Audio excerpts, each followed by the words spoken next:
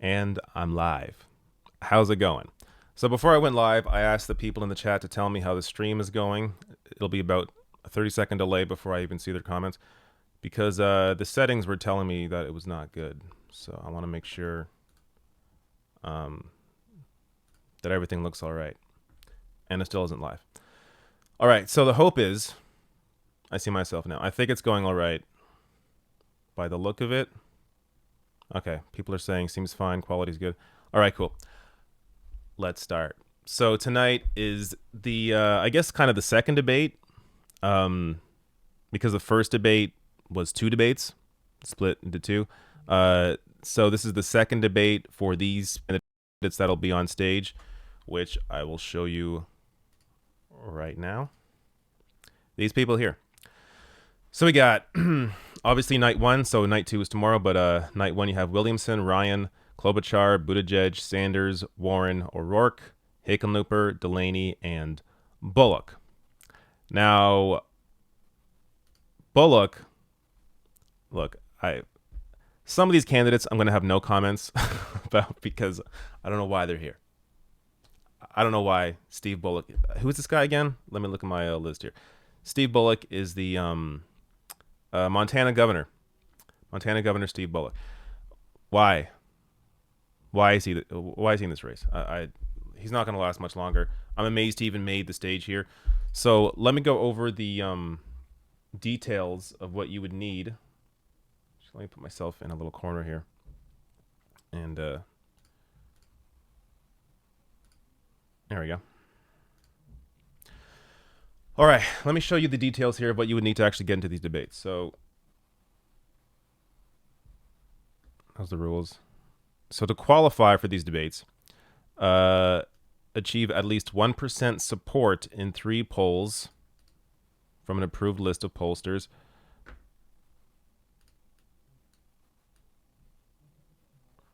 There we go. All right, 1% support from 3 polls.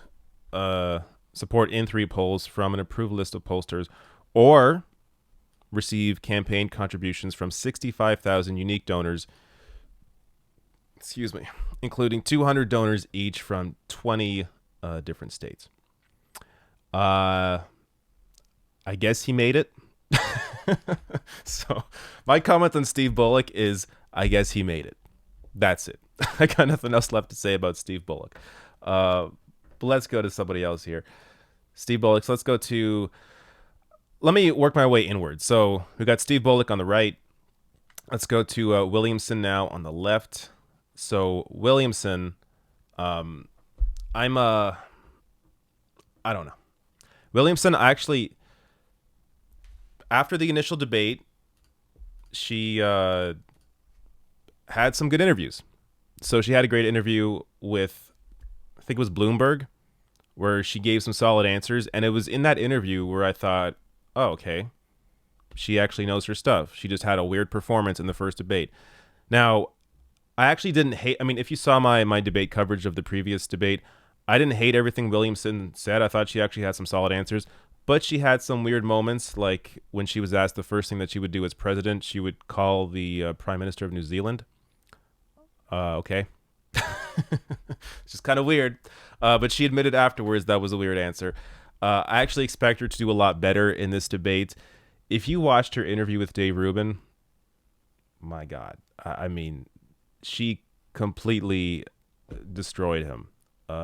It was, I really don't think Dave Rubin expected Marianne Williamson to actually know anything because of the way that she had been covered in the mainstream press. But she's well read. She does know her stuff. Now she has, I think it was an interview with I think it was Colbert. She actually walked back her position on Medicare for All, which I thought was kind of suspect. Also considering the fact that she did sign the TYT pledge, which includes Medicare for All. So I don't know. That said, again, we're talking about a candidate who is very unlikely going to win this nomination. But keeping in mind, I actually think Williamson will have a much better time on this debate stage. Now, let's go to Delaney. Oh, John Delaney. John Delaney. Yeah, I covered this. Actually, let me get this ready. This is I covered this last time in the preview for the previous debate. John Delaney is going to pretend, oh, I'm a self-made guy. I started from the bottom. Now I want to serve you as president, and Medicare for all sucks because I say so. Now, let me show you his history, where John Delaney actually comes from. This, for some reason, has not been brought up in any interview I've seen John Delaney in. When John Delaney tweets, I will post screenshots of this article to him, just so people know what he's about, in case he happens to have any supporters. So John Delaney, here we go. So this is an article from Forbes from 2006, but here's where it gets interesting. So in case you don't know, John Delaney is worth hundreds of millions of dollars. He has a lot of money. This is a rich guy. And he'll tell you, I started from nothing. My dad was a union guy. I just started from the bottom. No. Here's what actually happened. Here we go. Powerful backers believed in him. The son of a Woodridge, New Jersey union electrician. Okay, this is the part he always brings up. Oh, I'm the son of a union electrician. That's how he gets into your mind. Oh, this guy's for us. He comes from a union. No. His family, sure, maybe his dad was in a union. He got a law degree from Georgetown, wanted to run for something. For 15 grand that somehow he has, he bought a home healthcare operator, but realized the real dough was in lending to these outfits, not running them. Again, this is somebody who was looking to make some real dough. Supported by longtime mentor John Rowe, his uncle and former chief insurer, Aetna. John Rowe. His uncle is the former chief of insurer Aetna. So, with that connection, Delaney started Healthcare Financial Partners in 1993. He got $25 million to help finance the business. You know, just got to ask your buddies, hey, do you have $25 million? I'm starting this business. Oh, sure, here you go. John Delaney, just an average dude. $25 million from Tom Steyer, who's also in the race. Not in this debate stage because he joined too late, but it's really interesting how all these people are just in the same circles. Tom Steyer. First of all, I do believe it's the same Tom Steyer. I could be wrong, but I'm almost positive it's the same Tom Steyer. Yeah, I mean, this is a billionaire Tom Steyer. So Delaney then took his healthcare company public, sold it in 1999 for $493 million. It sure helped that he started with $25 million to start the business. So John Delaney is going to pretend, hey, I'm just one of you guys. I'm just an average dude. And as usual, he's a total phony, total fraud. So let's go on to the next person. So as you're definitely gonna see a moment in this debate where John Delaney tries to nail Bernie Sanders on Medicare for all. He's gonna bring up something about Medicare for all, how it's crazy or whatever he's gonna say. Somebody on that stage, they won't bring this up, but they should. They should absolutely bring up the fact that John Delaney made his millions of dollars through the private healthcare industry. By running a private healthcare company, that's how he was able to amass his wealth. No wonder he doesn't support Medicare for all. All right, that's enough of John Delaney. Who else we got here? Let's go to another loser. Tim Ryan. Oh, Tim Ryan. All right, Tim Ryan. Again, another guy who's not going to be here long. He must be... for Tim Ryan, he will be excited for this debate because Tulsi Gabbard is not going to be on stage to ruin him again. So he doesn't have to worry about Tulsi Gabbard this time. This time it's going to be Tim Ryan. He gets to have his moments and not have to worry about Tulsi Gabbard destroying him. So Tim Ryan is another guy who pretends to be, for the working class. He's from Ohio, so he does have that ability to try and say, hey, I've been listening to people in Ohio. We need somebody who can win in Ohio, win in these Rust Belt states. He's going to try and make his case. But Tim Ryan, again, is a very moderate Democrat. A lot of just flowery language, like pretending to be for the worker. He's almost like a younger version of Joe Biden. That's what Tim Ryan offers this this discussion. And look, he actually started the last debate with some solid answers, at least rhetorically. It appeared he was doing okay until Tulsi Gabbard stomped him. But it's unclear really how long he's going to be in this race. I'm sure he'll try to make his case. I don't know if he'll be here much longer. I think the next debates, they double all the requirements to actually get in. So you need to make 2% in 3 qualifying polls, and you need to be able to raise double the money you raised before and double the donors. So all that stuff changes. I don't know. It's possible, but I don't think he's going to make the next debate stage. So Tim Ryan, just expect him to kind of fall into the background. All right, Hickenlooper. Oh, Jesus. Hickenlooper. This is the guy where his campaign told him to quit, that it's going on too long. Come on, Hick. Why are you still here? You don't have any support. Hickenlooper, I did a video on this about, I guess a month ago now, where Hickenlooper began his campaign not taking a side in, socialism, capitalism, not even having that debate at all, until he was on Morning Joe the day after he started his campaign. And then Morning Joe asked him over and over again, whether it's him or Donnie Douchebag that were both interviewing him on MSNBC, they were asking him over and over and over again, are you a capitalist? Are you a capitalist? Are you a capitalist? He wouldn't answer the question, which, whatever. He didn't answer the question. But then after he didn't answer the question, after being badgered for 10 minutes about not answering this question, they then did a segment about the previous segment about how Hickenlooper was too afraid to say that he's a capitalist. And then after that moment, for the rest of Hickenlooper's campaign, he has been talking about socialism. Oh, we cannot become a party of socialism. We are capitalists and blah, blah, blah, blah, blah. We will lose if we take on socialism. This guy who's hitting 1% at best in the polls, I think 2% now. He had a really exciting tweet the other day. Let me see if I can find it, because it was so hilarious. This tweet where he was it almost seemed like a parody. Like, I don't want to hit somebody when they're down, but get out of the race, dude. You're not going to win this thing. This is probably days ago at this point. But let me find it because it was really funny. He got so excited that he hit 2% in the polls, and I felt actually kind of bad for him. All right, I didn't prepare for this. Here we go. This poor man. Breaking. Hickenlooper polling at 2%. You did this. The campaign is gaining serious momentum, and we're just getting started. Giddy up. Poor guy. You did this. Oh, thanks to all of you who did this. What are the responses on this?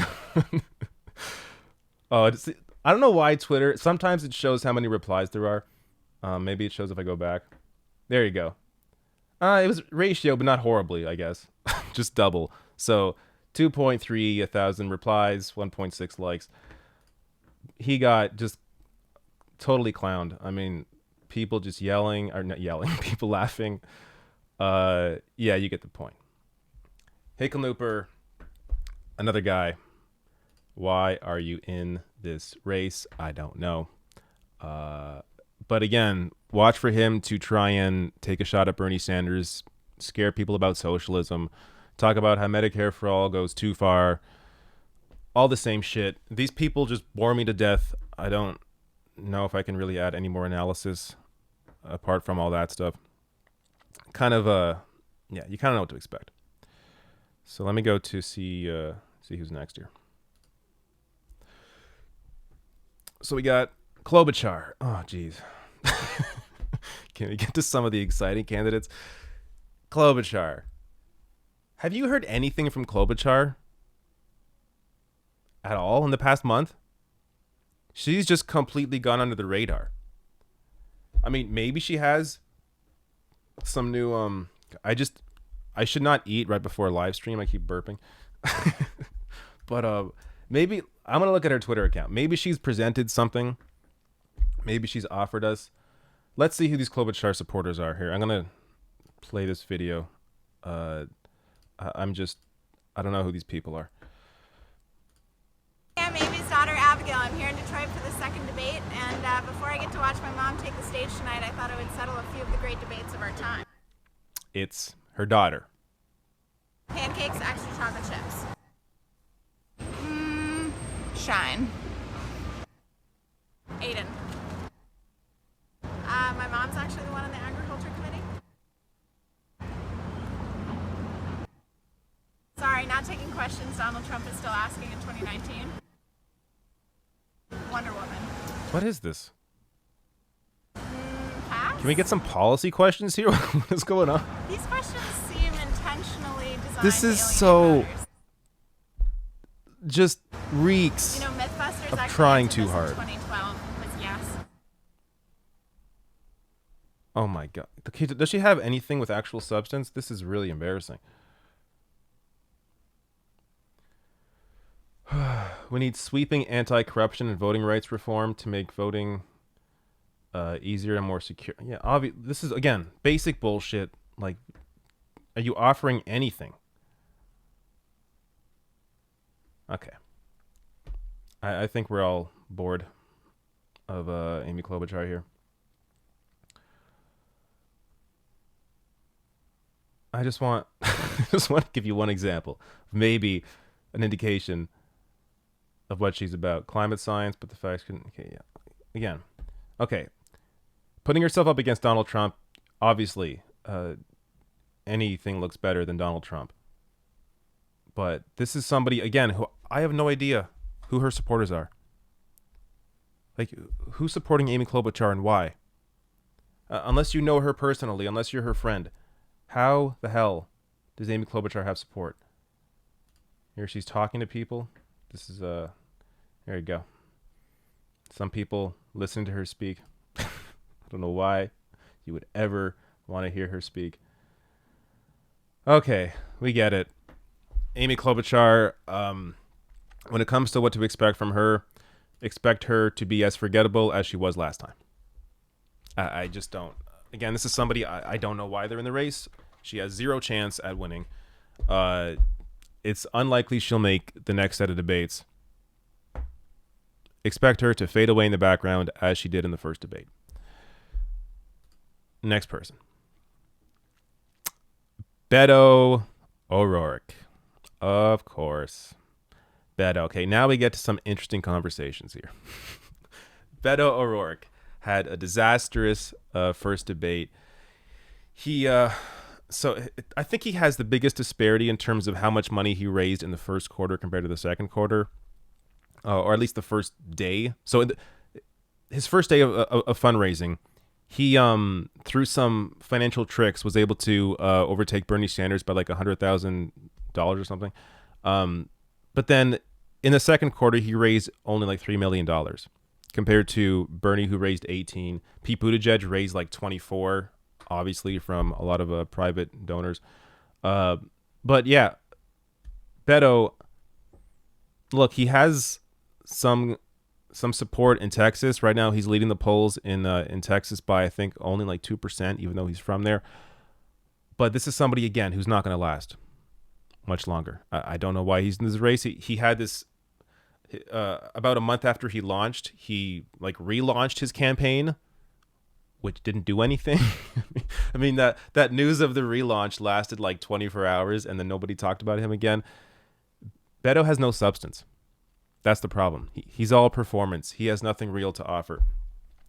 But actually, I got to say, I'm enjoying visiting these people's pages. Let's see what Beto's been up to. Maybe we'll find something that we can learn about. Wait, what's this say? Yeah, so he leads in Texas by 3 points. That's not really impressive when you're from Texas. All right, what do we got here?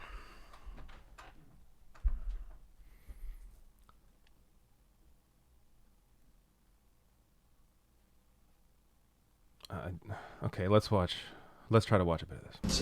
This is We're in North Flint, and we're making spaghetti with May and David and Essie, and soon Justin is going to join us. Miss Dotson, her daughter, as well. And this is Amy's famous recipe, which was lent to her by Jonna, a good family friend back in El Paso. And we're hoping that everyone likes it. Do you support Medicare for all? Understanding what it's like to make a meal where you can't free use college. water that comes out of Do you the tap. support So, free in order college? to make this spaghetti, there's 2 gallons Forgiving of water student loan that debt. had to be purchased from the store, which is just what we're doing for What this one are you meal, but doing? This is every single day in this household and in many households throughout Flint and in many households throughout the country. We know that this is not just a problem here in Flint, but it's a problem we see in a lot Does of these Americans stunts right like? now. Yeah, so there's enough pipes that came in from out. Look, it's fine if you do stunts like this and you actually have substance and you have something to offer, but if you're doing this shit and your platform is just an empty shell for special interest, then what the fuck are you doing? It's so disingenuous. To here, to clean, keep the water clean. And when did this come in? They put it in there last year. Okay. So look how long we've been without Oh my clean gosh. water. Like, this is and an the important whole- story to share. But Beto is not the candidate to be pushing this. He's not a transformative candidate. He's a candidate of just rhetoric and empty pitches. Anything else here?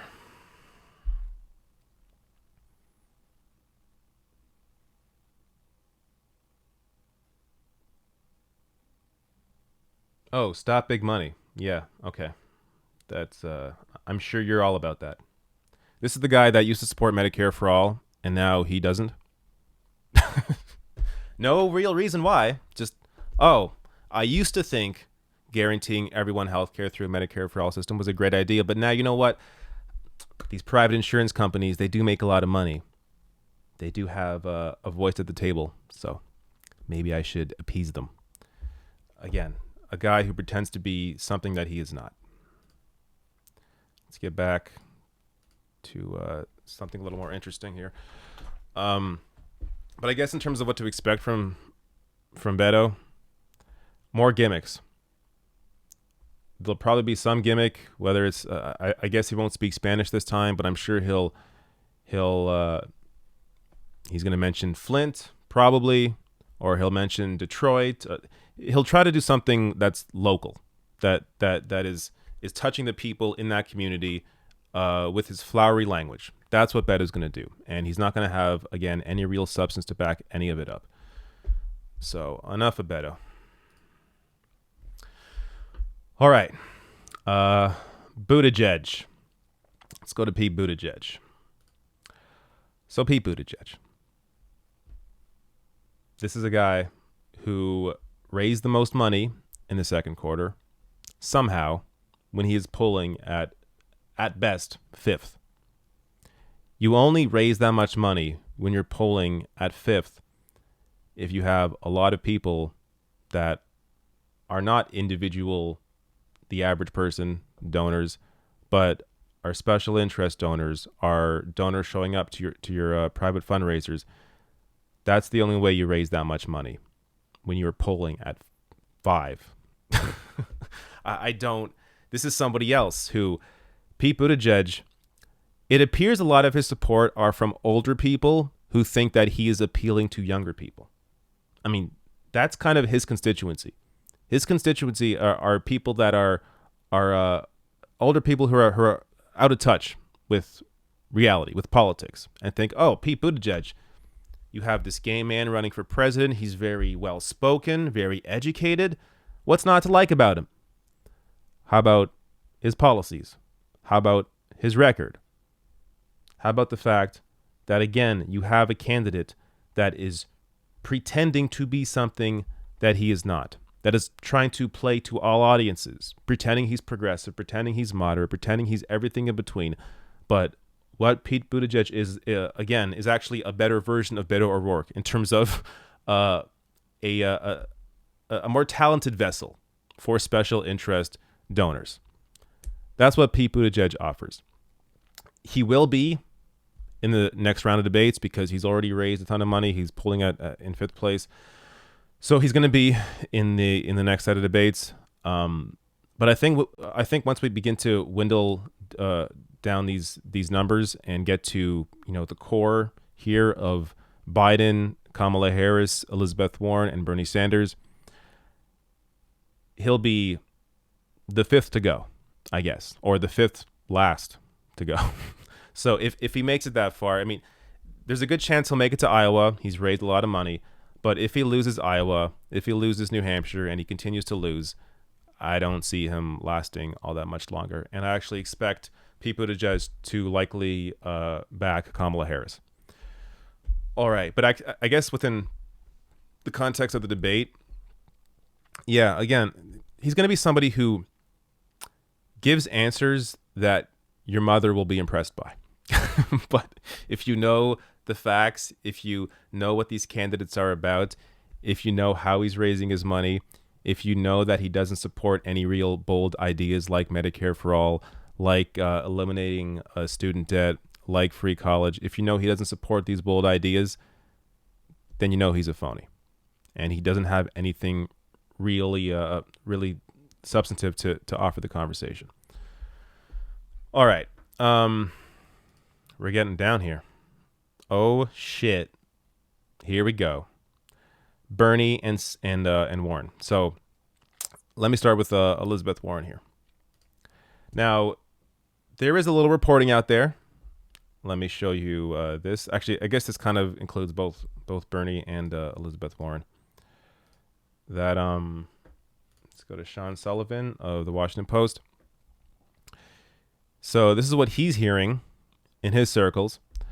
So we'll get to Biden tomorrow. But Sanders has been advised to draw a contrast with Biden, even though they're not on the same stage, and Warren/Sanders clash unlikely, say associates.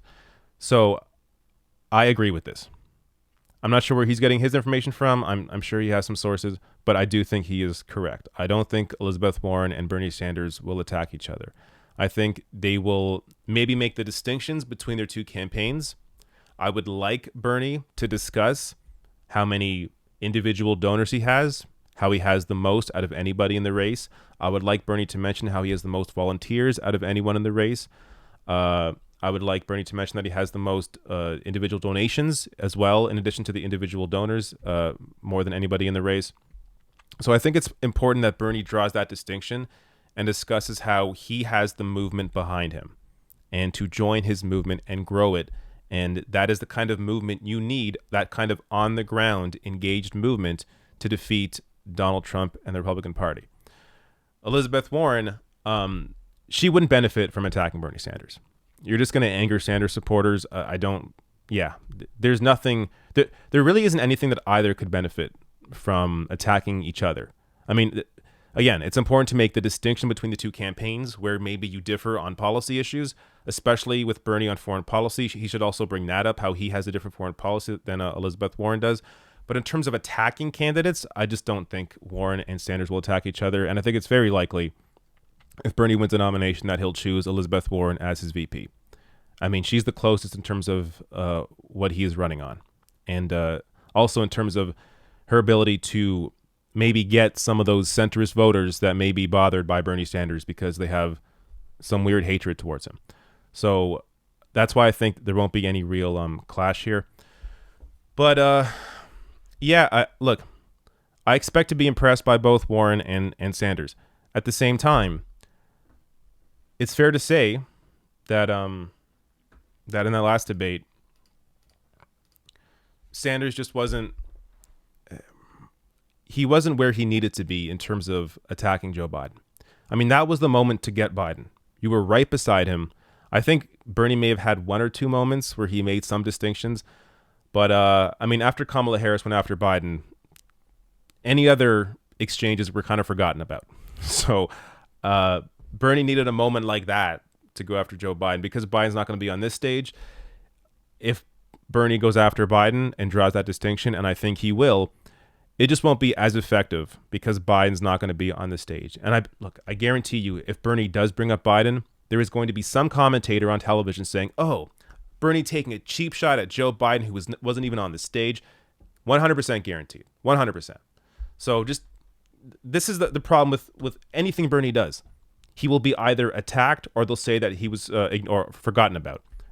So last time, because Bernie had actual solid substantive answers to the questions, all the mainstream press, it was like Bernie wasn't visible. He wasn't even there.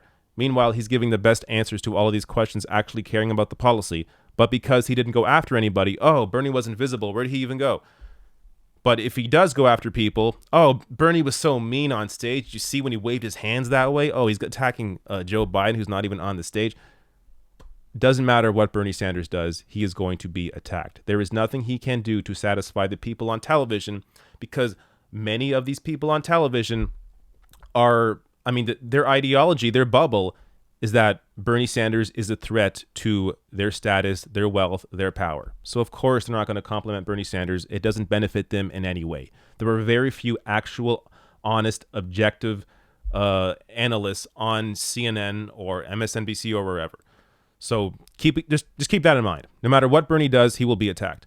But in terms of how it plays at home, I think if Bernie pushes the message of his movement, as well as discusses the issue, again, he should bring up money in politics. That should be a kind of a central issue to each of these questions, each of these policy questions, hopefully policy questions, where, if you bring up healthcare, talk about the insurance companies. Go along those lines on all of these topics. Climate change, bring up fossil fuel companies. So, and for the most part, he does. That's what he does. So he brings up how, the reason why we haven't had real change in whatever, industry or policy is because of the special interest pushing back against that. He has to make that a central point and ensure that people at home know he is only supported by individual donors, averaging, I think now $18 a piece. So that he is not going to any private face-to-face fundraisers, not doing any of that crap, not taking any PAC money. He has to ensure that message is put out there. And I think, look, with Warren, even though I support Bernie over Elizabeth Warren, Warren should do the same thing as well. If she wants to grow her support, that's what she should also do. Even though she has said she will take money in the general from anywhere, which I think is a stupid idea, because once you're in the general, you don't need to take money from everywhere because you are the other candidate in the race. You have all this free media. There is zero reason to take in PAC money or big donor money when you are the actual Democratic nominee. But Warren said she will take money from everywhere if she wins a nomination. So I think that's a dumb move. But for now, she can at least pretend, because during the primary, she isn't taking money from elsewhere, though she did take in $10 million, I think, from money that she raised last year into her campaign this year. So I guess you could say, well, that's kind of raising money from elsewhere. I get the point you're making. That said, Elizabeth Warren is not having private fundraisers with special interests right now. And if she wants to grow her support, she should discuss that. I think that's an important point to make. All right. I think I said everything I wanted to say here. Let me, I want to go over the rules. So there are some rules here that I have not discussed. Also, if you want to ask questions, send super chats in. I'll also maybe randomly take some questions from the chat as well. But super chat's the best way to know that I'll actually be able to get to your question.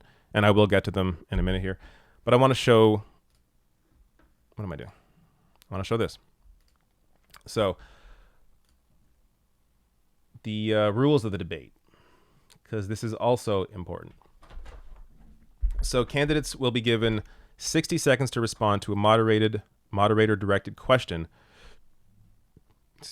and 30 seconds for responses and rebuttals.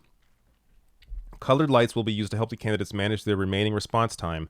15 seconds equals yellow, 5 seconds equals flashing red, no time remaining solid red. A candidate attacked by name by another candidate will be given 30 seconds to respond. So far, this is pretty much the exact same as the MSNBC debate. There will be no show of hands or one word down the line questions. So this is different than the MSNBC debate. The MSNBC debate had those stupid ass one-liner questions.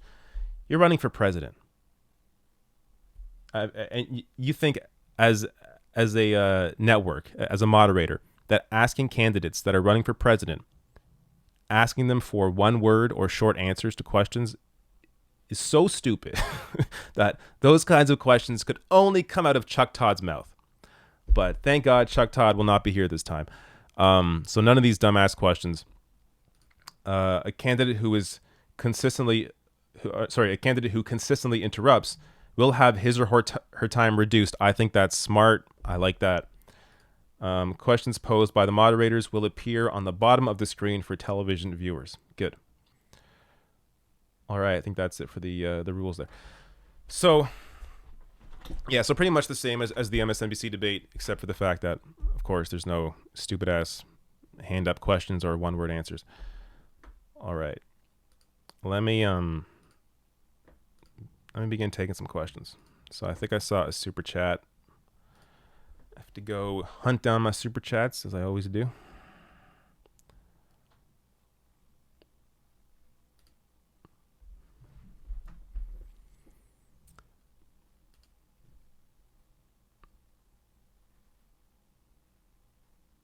Oh, yeah, also I should mention the debate starts at 8 p.m.? Yeah, 8 p.m. Eastern. And ending around 10:30 p.m. Eastern. I'm not doing a live stream. There's going to be actually a lot of live streams going up. So I know the Young Turks are doing a live stream. The Majority Report's doing a live stream. Hassan on Twitch is doing a live stream with a couple people from Chapo. So there's a lot of options out there. I just feel like I'm better equipped to comment about this tomorrow and take some clips from the highlights. All right. Thomas Horder sends a super chat in. Bernie 2020. Awesome. I agree. Thanks, Thomas. Shane Rumlal tweets in. Did I say tweet? Super chats in. Hi, Shane. Thank you for the super chat. Ember Steele super chats in $10. Doesn't have a comment. Again, just remind people, if you put a link in your super chat, I don't think it shows up. But Ember, if you just sent me a blank super chat, thank you so much. Alec Jeffrey sends a super chat in saying, what is the key for Sanders to jump in the polls? I believe in all of his messages, but is there an avenue he can take that is new and energizing? Is there an avenue he can take that is new and energizing? Look, this may be sort of a cop-out answer, but I don't think he really needs to jump in the polls. He has enough money to take him through the entire race. He has... So the way Bernie has his donation set up, which is so brilliant, because he relies on individual donors only, a lot of those individual donors are reoccurring donors. So if you... The campaign limit to give money is $2,800. So if you don't hit $2,800, you can continue giving money. So say right now the average donation that Sanders gets is $18.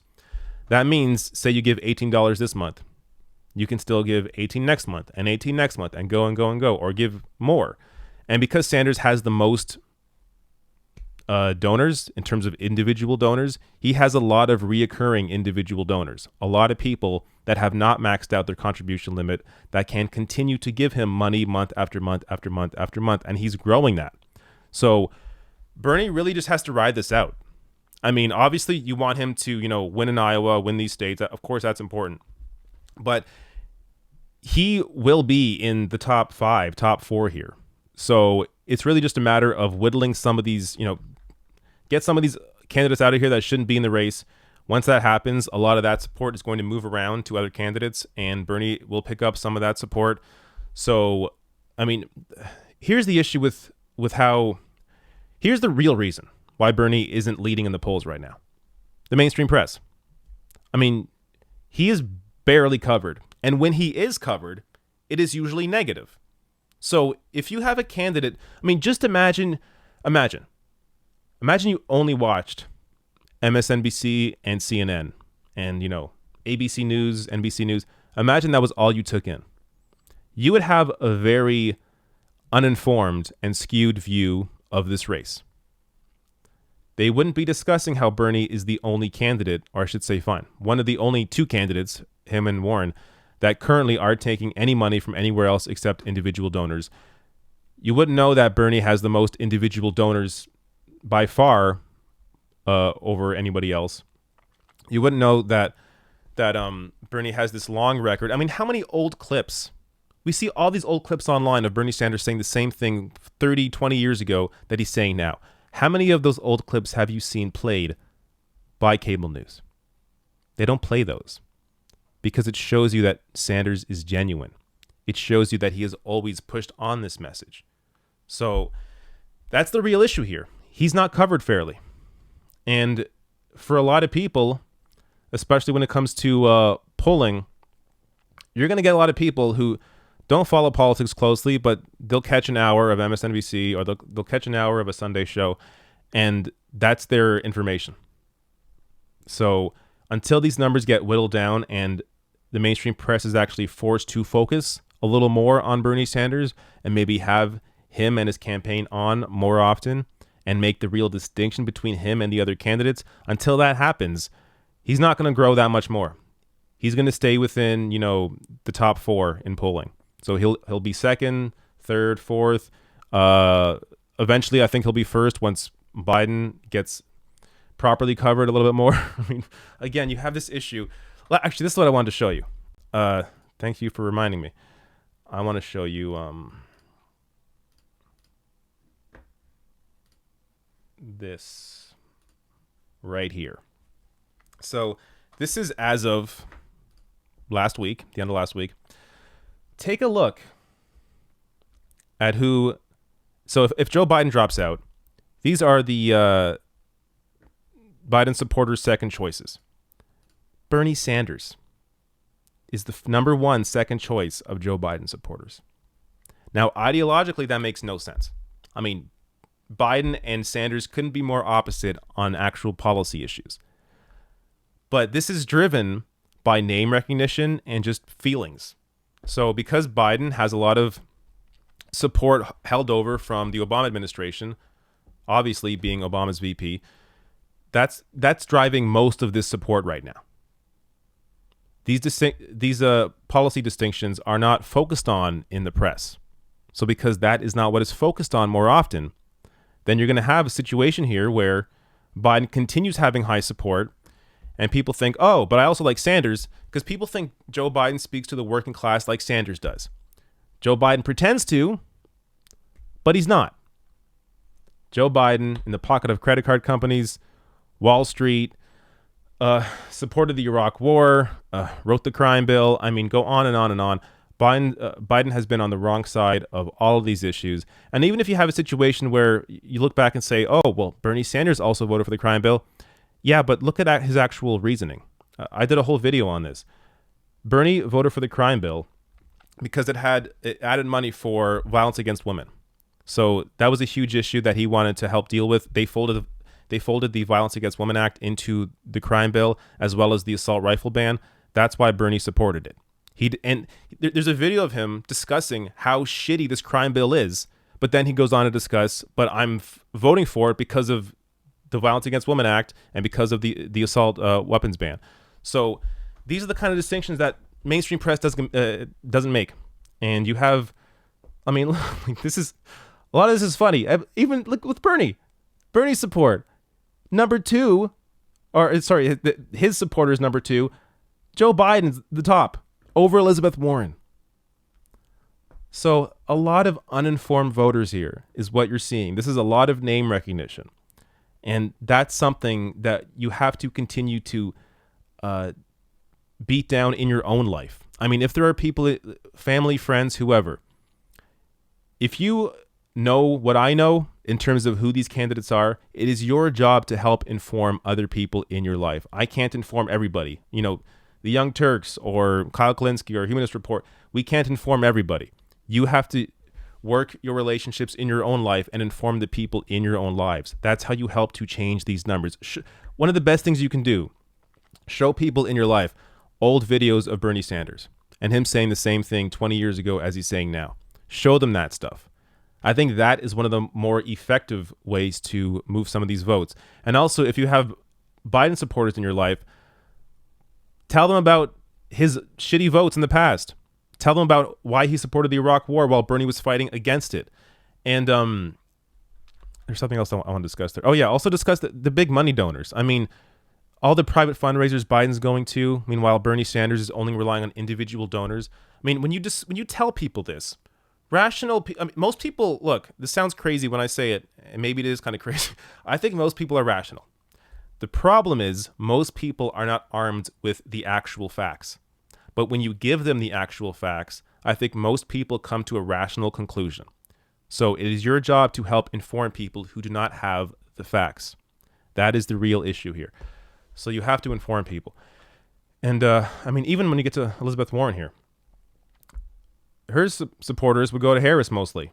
And yeah, there's Bernie in second there, but again, none of this makes any sense. Like if you know these candidates are, none of this makes any sense. So a lot of this support is based on feelings, just based on name recognition and feelings is what a lot of this is. So it's your job, again, to help inform people. Please help inform people. Or you're going to end up with another shitty candidate for 2020. All right, let me get to the next super chat here. Make sure everything's still going well. All right. All right, let me see if there's another super chat. There's many. All right. Nicholas Costa, I don't see a message, but thank you for the super chat. Mr. Sir, which one should have been replaced by Mike Revelle? Steve Bullock. Steve Bullock should not be on this stage. Mike Revelle made the debates. He made the debates and he got screwed. Now, I guess you could say, well, I mean, if you're on the opposite side, you could say, well, Mike Revelle isn't a serious candidate. He doesn't actually want to win. Fine. But he made the debates. He absolutely should be on one of these stages, and he's not. He just got screwed. But yeah, Bullock, or what do I call him? Steve Bullock? I don't know. I don't know the guy's first name. Yeah, Steve Bullock. Montana Governor Steve Bullock. He should not be on the stage. Totally forgettable. Hunter Coates, super chat. How do you think Yang will do? So Yang, I believe, is tomorrow, since I didn't talk about him. I'll talk about that more tomorrow. I guess okay. I don't know. I think Yang will do better than last time. It's kind of hard to do worse than last time. Again, to be fair, he only had 3 minutes to speak. He said his mic was turned off at points.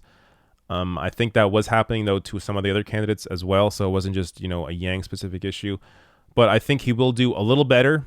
He did grow in support after the first debate. So I think there's a potential there. He'll grow again. He has made the next round of debates next month or in September. So he's going to be in this a little longer than a lot of these candidates will be. So I think Yang will have a better performance than he did in the first debate. Nicholas Costa, again, no message. Thank you for the super chat. I hope you're not trying to send me something that I can't see, because then I feel bad. All right, Adam C, super chat. Please talk sense into people calling Warren centrist. Yeah. Look, I support Sanders, so I'm not going to do too much defending here of Elizabeth Warren. I think Elizabeth Warren is the second best choice. I do. I think she has the most experience. I think she has some solid policies. She is solidly Medicare for all now.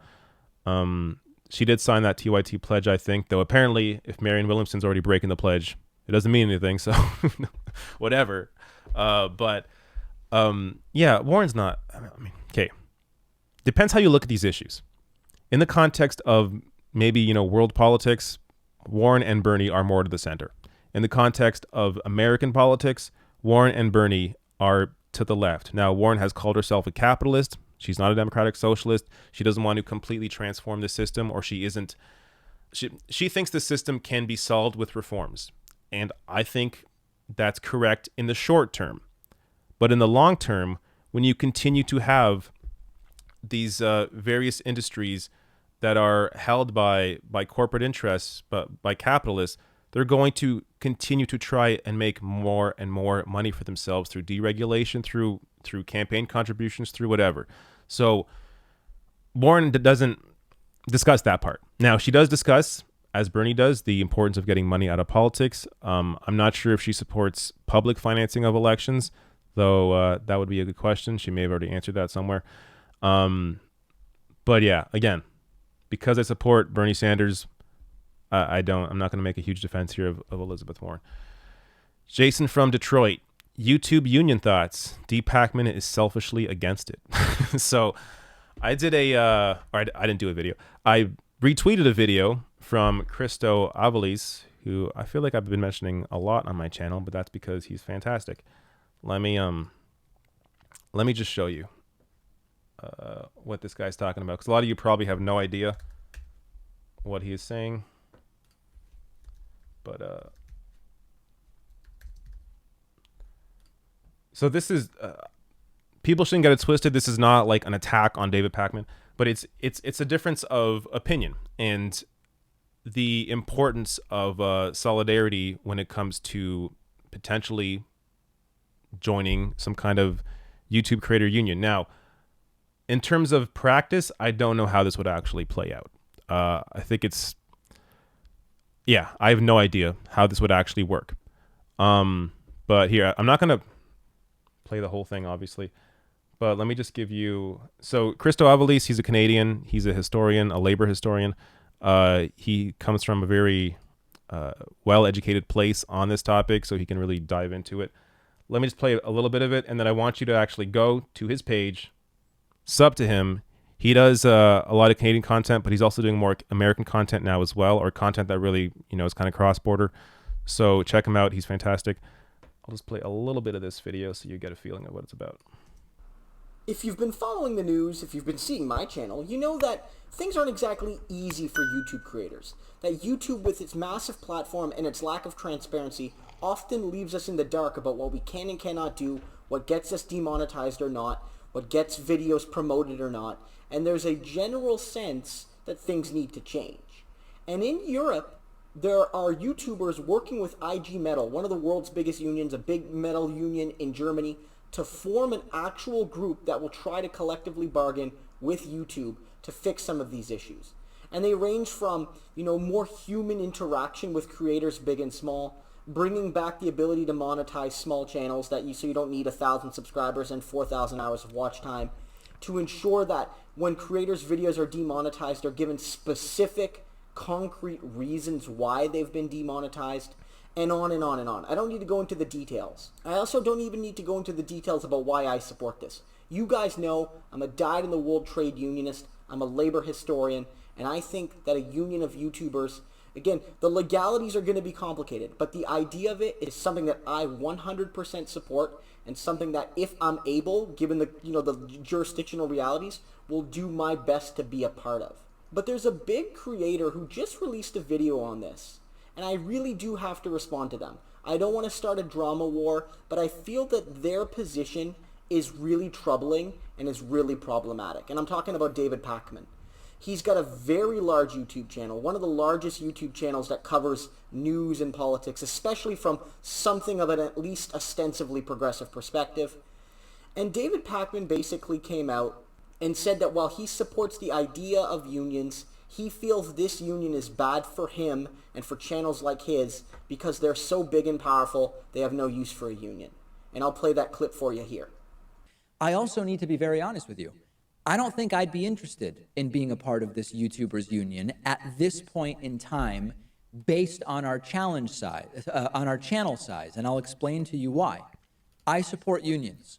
I think collective... All right, I don't play the whole video, but go to Christo Avalis's page, AIVALIS, sub to him, watch that video after my live stream, and you'll get an idea of what this whole discussion is about. In terms of my own views on it, I would 100% join a YouTube creators union.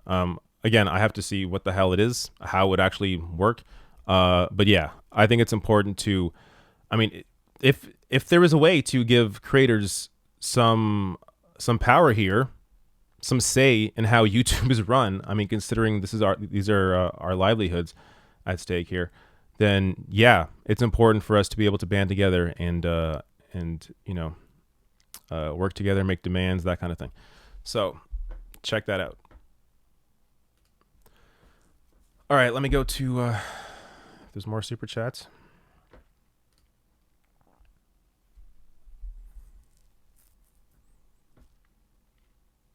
All right.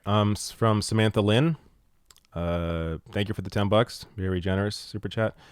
Your work and that of other progressive channels are so important for combating ill effects of mainstream media. I think it's working as more people are watching. Thank you, David.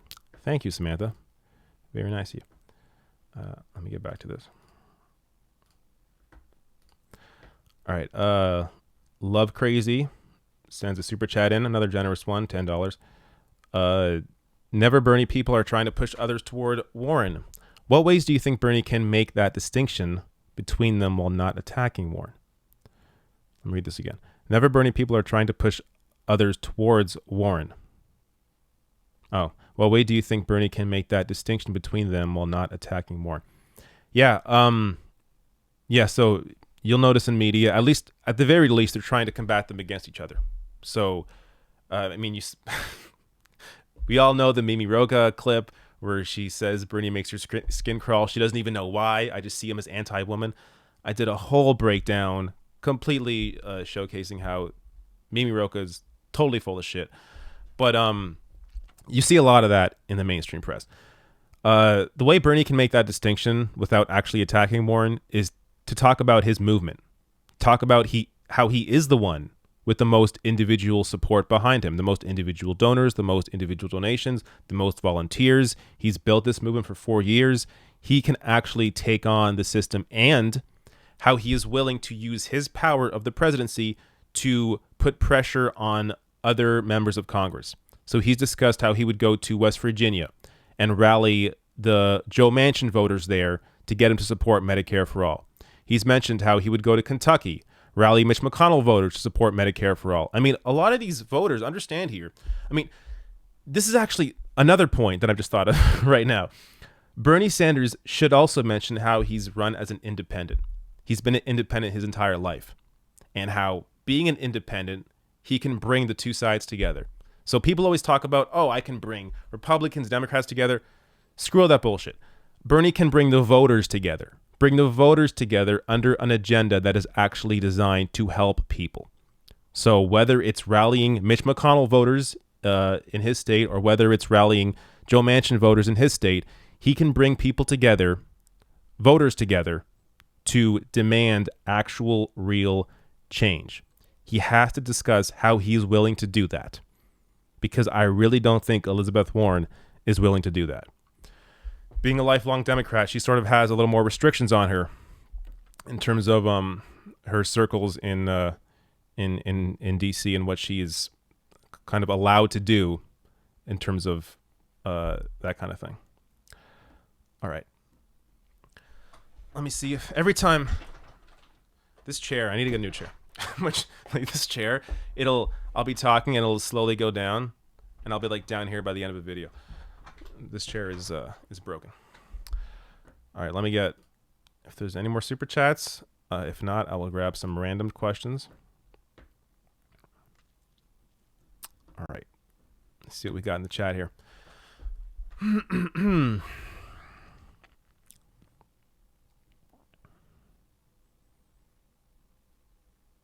It's kind of hard to follow what's happening.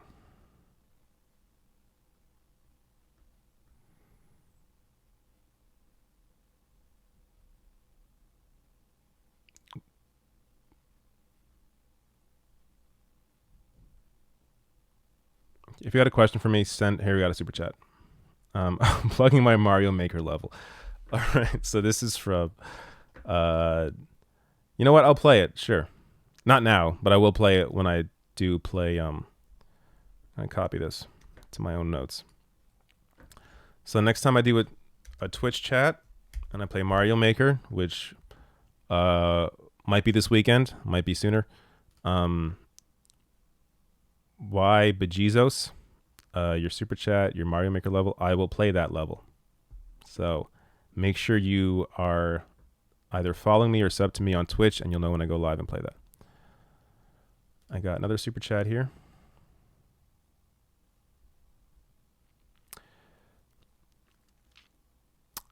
Hey, David, love your stuff. Would you be willing to have someone from the Center for Progress Reform on? I don't know who that is. I have to know who that someone is. I don't do many interviews, as you see. If I do an interview, it's usually for good reason. There's a conversation I want to have. I'm looking forward to having. So I don't usually have just random people on. But if there's a reason to have a person on from the Center for Progressive Reform, then sure, I'm open to it. But yeah, I don't do a lot of interviews. It's just not really my thing.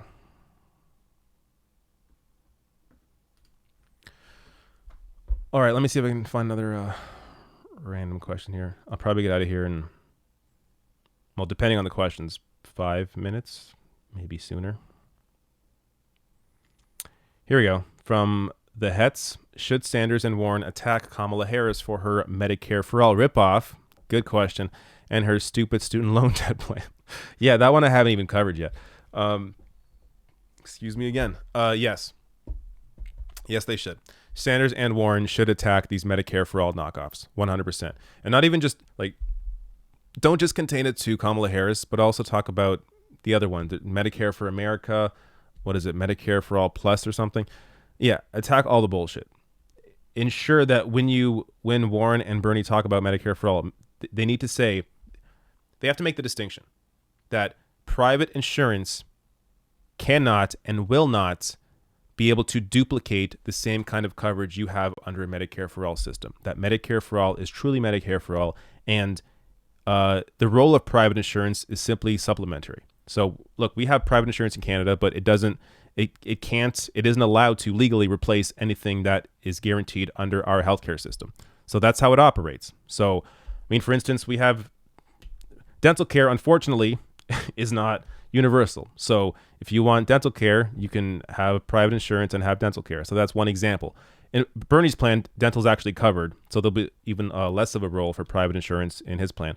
But you can have things like cosmetic surgery or maybe private hospital beds or private hospital rooms, that kind of thing.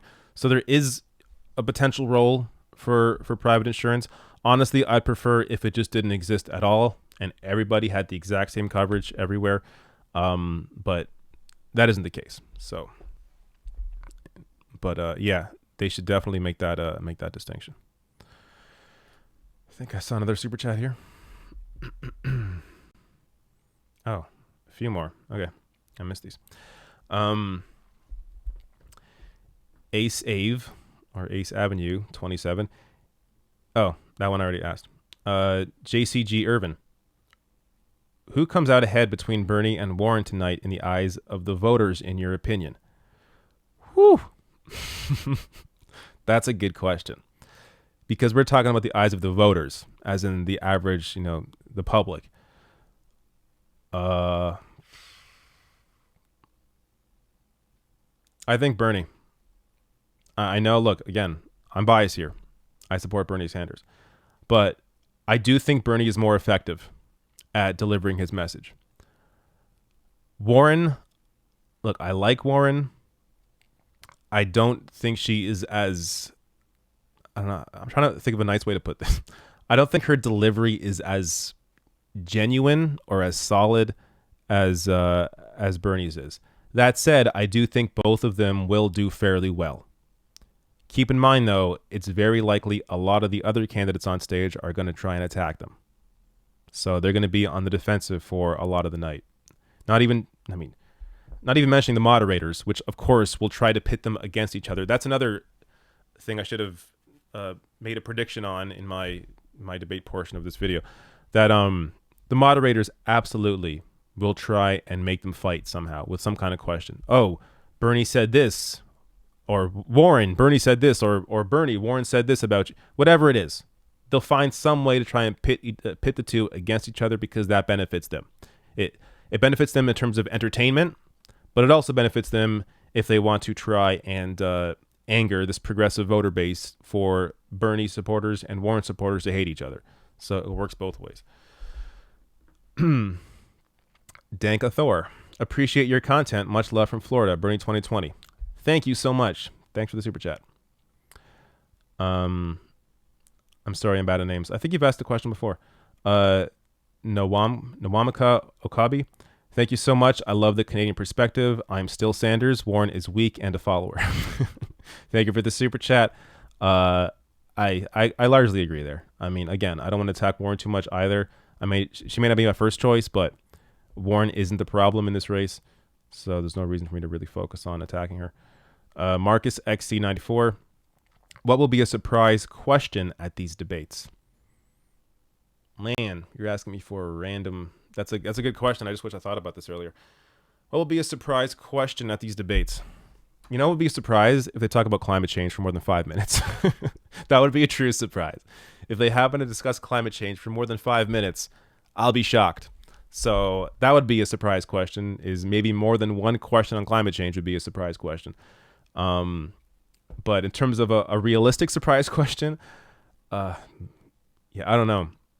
I mean, if we're making predictions in terms of what I think will happen, I really have no idea. But in terms of what would surprise me, again, more discussion on climate change, but also maybe a question about money and politics. If there was even one question about money and politics, money's impact on politics, private money's impact on politics, I would be surprised. Now, I don't think that's going to happen, though. So I don't really know what a surprise question would be.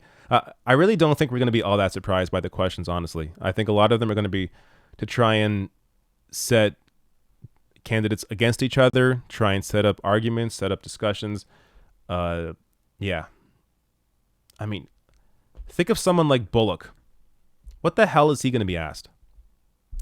Like, so many candidates in this race need to get the hell out. Just wasting our time. But, yeah. Let me see if there's any more questions here. There is. From HA, $20. Thank you so much. Very generous. Thanks, David, for all you do for us. As a Somali American and a huge Bernie supporter, I've really appreciated your diverse approach on progressive matters and for tackling demonetized topics to speak truth to power. Thank you. Thank you so much. Yeah, that's another thing. I should remind people. I should actually have a graphic, but I don't because I didn't think ahead. If you want to support the channel, understand we're still... All politics channels get demonetized. I mean, every week I have several videos that get demonetized. Usually after review, they get reapproved, but this is like after a day. So because a lot of my content is timely, I try to produce videos for topics, at least one video for a topic that same day. If that video gets demonetized and the video goes up, the next day or the day after, interest in that topic's already gone away, so views are down. If I put the video up immediately while it's still demonetized, oftentimes demonetized means the video is actually also deplatformed, so it's not being shared at all on YouTube. So yeah, this is the kind of thing we have to deal with. So if you want to support the channel, patreon.com/therationalnational, or even easier, therationalnational.com/join. That gets to the Patreon page. You can also become a member on YouTube. That's also an option as well, by hitting the join button below this video, or send a one-time donation to paypal.me/David Dole. Those links are below this video, as well as a link to my Twitch account, which I'm trying to do more of now. So at least once a week, I want to do a Twitch stream, and that's at twitch.tv/therationalnational. So follow that account. If you are a Twitch member or you have Twitch Prime, you can subscribe to me on Twitch, and that also helps me financially as well. So thank you for reminding me of that. Matt Bogan, what is your opinion of debates in general? This is a good question. Are they a fair way to put ideas against each other? It all depends. It all depends on how the debate is set up. If you watch Canadian debates, we have no audience. They're debates on issues. So you have the various party leaders on stage in Canada discussing the issues, one moderator, maybe two moderators, and no audience. And what that allows is a focus on the actual substance. Because when you have an audience, like you see in American debates, these candidates play to the audience. They play for applause lines. I really do not think Kamala Harris would have had the performance that she had in the last debate if the audience was not there. I don't know if she would have said what she said if the audience wasn't there. That entire exchange for her was to play to the audience, to get a reaction, and it worked. When you take out the audience, you're forced to focus on the actual issues, and you can't work for applause lines. It's no longer about sophistry. It's no longer about your performance. It's about the actual substance of what you are saying. So, not even mentioning the distraction that audiences are and how much time they take up when they're applauding and all that shit. Just take the audience out of it if you actually care about the issues and have a real debate on the issues. So I think if that's the case, then debates are beneficial. But if you're having debates for performance, as we see in America, I don't think it really helps the discussion. It does help to get names out, people's names out that maybe are unknown. So I think the debates did help Bernie Sanders in 2016 when he was largely unknown. So it was incredibly beneficial for his campaign. And because his message was so different than Hillary Clinton's, I think that really worked on television. But I also don't think there was a need for the audience in that situation either. It could have been the exact same thing without the audience. So yeah, take out the audience and then you have a much better debate. Ken, money bomb for Bernie today. Please let people know. I don't know what that means, but I'm assuming that means a lot of people donating to Bernie at the same time. Yeah, do it. During the debates, send Bernie money, support Bernie. Eric, and thank you for your super chat. Eric RPG, corporate media wants Warren Bernie to fight. Yes, I agree. Not going to happen. Yeah, I don't think it's going to happen either. But of course the media wants Warren and Bernie to fight. As I said, it's not even just about the entertainment, which I think is an obvious part of it, but also they want to get these two voter bases looking at each other as opposed to looking at the other candidates and going after them. All right. I'm just going to end the taking all the super chats I can, and then I'll get out of here. The super chat from Artificial Morphosman. What a name. Bernie has the most individual donations. He's got the most voters behind him. Watch as mainstream media cheats him again. They're going to try. But again, that's why it's important to not only watch these videos, but discuss this stuff with your friends and family. Get the word out. Actually tell them what is going on. Show them old videos of Bernie Sanders. Show them how Bernie's the only one not taking this big donor money. How a lot of your friends and family are likely Bernie or Biden supporters.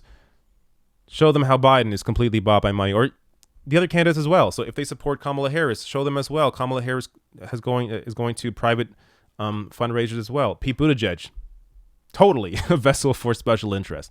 So this is the kind of stuff you have to get out there. Robert Pina, would you debate Styx, Hex, and Hammer 666? I don't know him, and I don't know about what. Wasn't he supposed to? That was the guy that was going to debate Humanist Report, right? I think so. And then he kind of pussied out, or I should say dropped out. Trying to not use that word. I'm not really a debater. I'm like an educational entertainer, so it's not really my that's not my field. Nicholas Retson, do you think Bernier will make the? Thank you for bringing up Canadian politics. I actually should be discussing a little more Canada right now. Nicholas Retson, do you think Bernier will make the Canadian debates? Would that help the left in Canada? Yeah, I guess it depends on the rules. So Bernier, in case you don't know, if you're American or somewhere else, Maxime Bernier is the leader of the People's Party of Canada. This is kind of a right-wing populist, a new right-wing populist party. Maxime Bernier almost won the leadership race for the Conservative Party in Canada, lost by, I think, like a percentage or something. Then he started his own People's Party of Canada, which is kind of, people have been jokingly calling it the White People's Party of Canada, to give you an idea of what this party is largely about. So because he hasn't reached official party status with just one seat, it depends on the rules, right? So Elizabeth May, even though she had one seat, she was just the leader of the Green Party in the last time around. She made the debates. I think she made most of the debates, but not all the debates. It could be the same situation with Bernier as well. So he may make one or two debates, but not all of them. We'll have to wait and see. But that's a good question. NOYDB, Harris AOC climate justice plan today. Yeah, I saw that yesterday. So AOC and Kamala Harris are, I guess they work together on some climate plan. whatever. I mean, look, if I was advising AOC, I would advise her not to do this kind of thing. But if it's I haven't read the plan. Maybe it's a great plan. Maybe it's fantastic. So, on policy, on the policy substance, maybe it's a good thing that she's doing this. But Harris is trying to attach herself to Alexandria Ocasio-Cortez's popularity. AOC has to look. It's one plan. Barely anybody knows anything about this. What's really going to matter is when we get closer to the primary in New York, and when AOC endorses Bernie. I'm sure she's going to endorse Bernie. Just a matter of when. I think it's better for her to actually do it closer to the New York primary as opposed to doing it now, because it would have more of an impact if you do it right before, like a week before the New York primary. But again, I don't know. That would be my advice to her. But yeah. All right. Let's see if there's any more. JCG Irvin, thank you for the super chat, though I see no message. And a second one, JCG Irvin. How much will moving on impeachment come out tonight? Could it turn up the heat even more on Pelosi? I think it has to come up. It didn't come up last time, I don't believe. Yeah, I feel like it should come up. It's sort of important to have a stance on this right now. And yeah, if it comes up, I think you will see a lot of the candidates on stage say that, yeah, we should have an impeachment inquiry. We should be looking into this. So, and I think that will put pressure on Nancy Pelosi. And I don't follow a lot of the Trump stuff, but I was sort of hearing some stories that like news stories, news reports that Pelosi, or the Democratic leadership at least, is moving closer to impeachment on Donald Trump. So I hope it's coming. I mean, again, no one's expecting him to actually be kicked out of office. The Senate's not going to convict, but it's important to have a standard for what the president should be. It's just like, you don't even have to go to the Mueller report. You don't even have to go to obstruction of justice. Look at the emoluments clause, the war in Yemen, his racism alone. Like, that's enough. So just, yeah, you need to have some kind of standard for the president. And I mean, imagine Trump was a Democratic president. They went after Obama for like a tan suit for trying to give people health care through Obamacare. Now, again, Obamacare wasn't perfect, but to viciously go after him and that plan the way they did, as if it was some crazy left-wing plan when it was a fucking conservative healthcare plan, it's completely insane that the Republican Party is willing to attack no matter what. And the Democratic Party is served Trump on a silver platter and all his horribleness, and they still are barely pushing on this presidency whatsoever. They're barely going after him. It's actually incredibly embarrassing. But that's the Democratic Party. That's why you need to primary the leadership completely. Replace the Democratic Party. Replace the leadership with people that will actually stand up for you. The Democratic Party is a vessel. There's no need to go to a third party. You can replace the leadership in the Democratic Party, and then you completely transform what that party represents. And the infrastructure for the party is all already there throughout the country, which is one of the hardest parts when it comes to third parties. Fernando Avalos. In your opinion, what should be the minimum requirements for a primary candidate to be considered to participate in a debate? I don't know. To be honest, I think I actually do kind of like the restrictions that they've had on so far. I like that they're mentioning individual donors, that they're focusing on individual donors. I think it's donors, not donations. Let me just double check that, because that is an important distinction.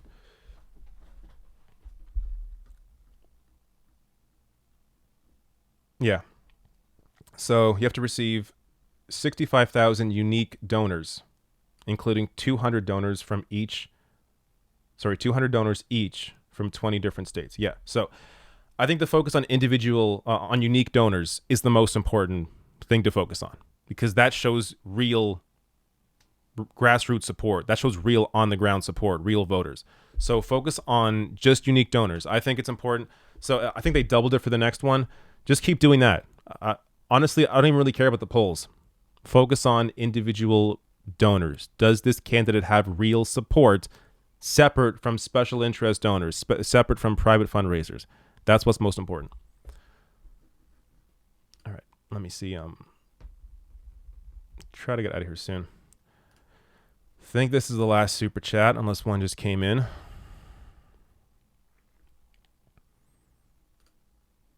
Looks like it. All right. Cool. I don't want to risk anybody else possibly giving me a super chat before I get out of here. So, wait, I just saw a question. Never mind. I thought it was a question. All right. Thank you again for watching. Again, I'm not going to do a live stream, but you have many options tonight for the debate. The Young Turks, the Majority Report. Who else is doing one? I know Hassan is doing one on Twitch with some of the Chapo people. So you got many options out there. I'm sure there are going to be others I didn't mention that I forgot about. But many options out there to watch a live stream, and I'll have some coverage tomorrow of these debates. So once again, just double checking, making sure I don't miss out on any super chat. All right. Once again, thank you, and goodbye.